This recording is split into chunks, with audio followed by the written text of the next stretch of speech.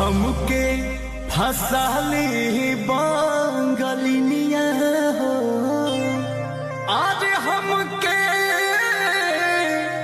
फसाली बंगलिनिया हो,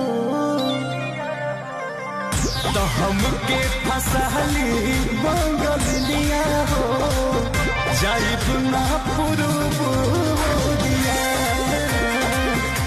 हमके फसाली बंगलिनिया हो, जाइब ना पुरुबुदिया।